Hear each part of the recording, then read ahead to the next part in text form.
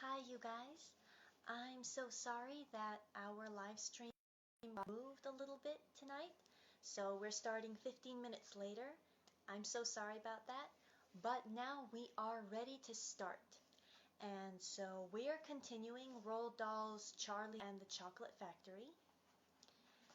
Now, the last time that we read this book, we read about Augustus Gloop and how he got sucked into the pipe after he fell into the chocolate river because he was drinking when he shouldn't have. And today we are starting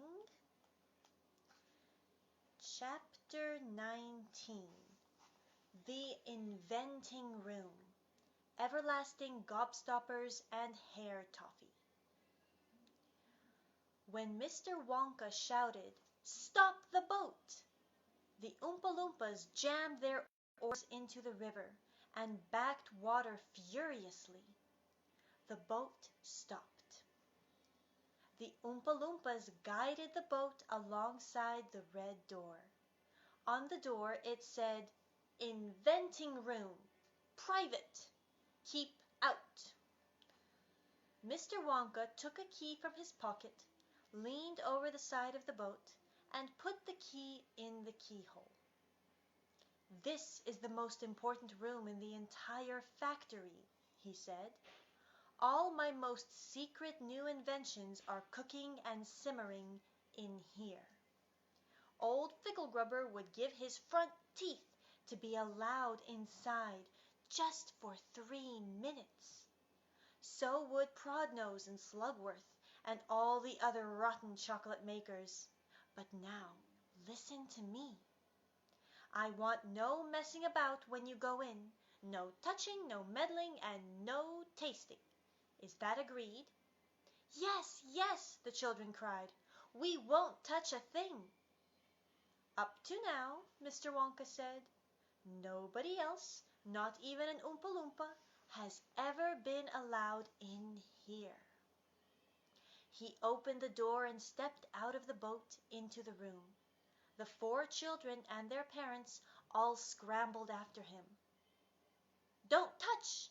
shouted Mr. Wonka, "and don't knock anything over." Charlie Bucket stared around the gigantic room in which he now found himself. The place was like a witch's kitchen. All about him black metal pots were boiling and bubbling on huge stoves, and kettles were hissing and pans were sizzling, and strange iron machines were clanking and spluttering, and there were pipes running all over the ceiling and walls, and the whole place was filled with smoke and steam and delicious rich smells. Mr. Wonka himself had suddenly become even more excited than usual, and anyone could see that this was the room he loved most of all. He was hopping about among the saucepans and the machines like a child among his Christmas presents, not knowing which thing to look at first. He lifted the lid from a huge pot and took a sniff. Then he rushed over and dipped a finger into a barrel of sticky yellow stuff and had a taste. Then he skipped across to one of the machines and turned half a dozen knobs this way and that.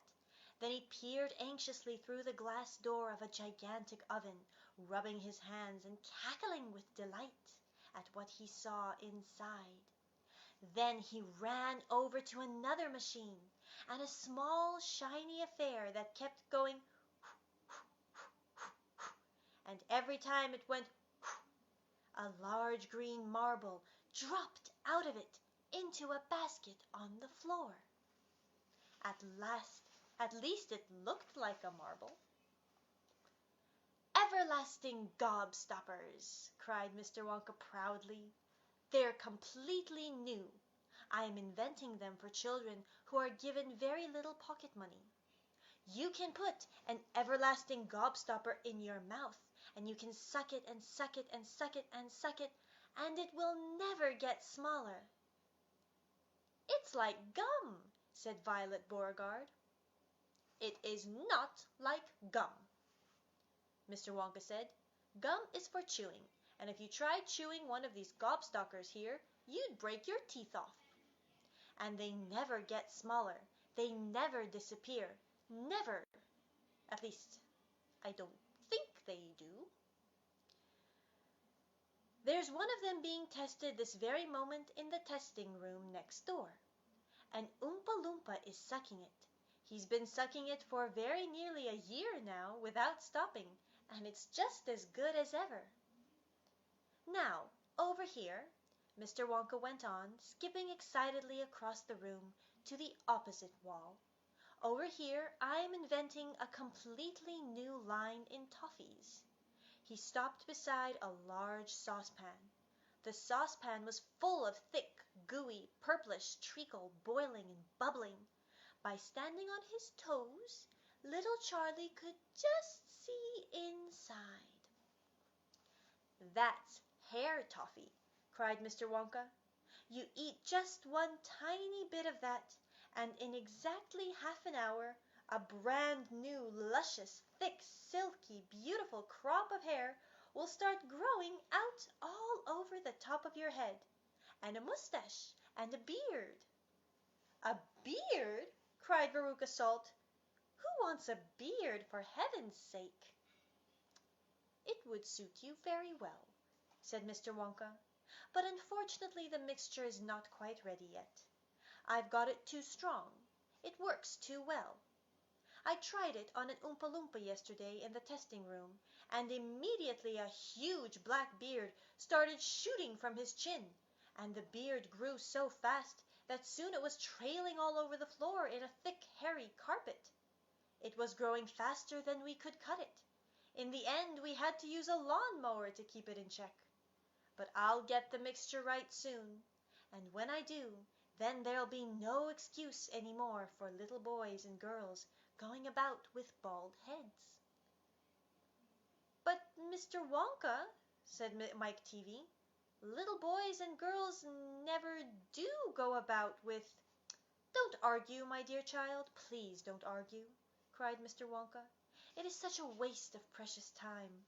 Now, over here, if you will all step this way, I will show you something that I am terrifically proud of. Oh, do be careful. Don't knock anything over. Stand back." Chapter 20. The Great Gum Machine. Mr. Wonka led the party over to a gigantic machine that stood in the very center of the inventing room. It was a mountain of gleaming metal that towered high above the children and their parents. Out of the very top of it there sprouted hundreds and hundreds of thin glass tubes, and the glass tubes all curled downwards and came together in a bunch and hung suspended over an enormous round tub as big as a bath. "Here we go!" cried Mr. Wonka, and he pressed 3 different buttons on the side of the machine. A second later, a mighty rumbling sound came from inside it, and the whole machine began to shake most frighteningly, and steam began hissing out of it all over, and then suddenly the watchers noticed that runny stuff was pouring down the insides of all the hundreds of little glass tubes and squirting out in a great tub below. And in every single tube the runny stuff was of a different color, so that all the colors of the rainbow, and many others as well, came sloshing and splashing into the tub. It was a lovely sight.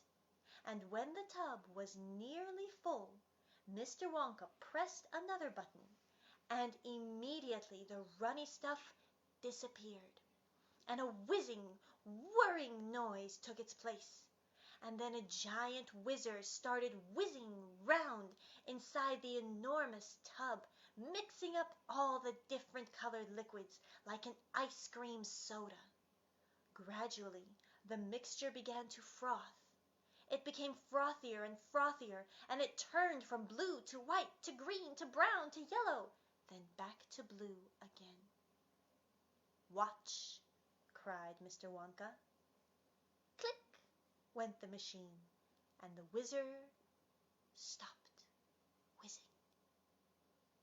And now there came a sort of sucking noise, and very quickly all the blue frothy mixture in the huge basin was sucked back into the stomach of the machine. There was a moment of silence. Then a few queer rumblings were heard. Then silence again. Then, suddenly, the machine let out a monstrous, mighty groan, and at the same moment a tiny drawer, no bigger than the drawer in a slot machine, popped out of the side of the machine, and in the drawer there lay something so small and thin and gray that everyone thought it must be a mistake. The thing looked like a little strip of gray cardboard. The children and their parents stared at the little gray strip lying in the drawer. "You mean that's all?" said Mike TV, disgusted. "That's all," answered Mr. Wonka, gazing proudly at the result. "Don't you know what that is?" There was a pause. Then, suddenly, Violet Beauregarde, the silly gum-chewing girl, let out a yell of excitement. "By gum! It's gum!" she shrieked. "It's a stick of chewing gum!"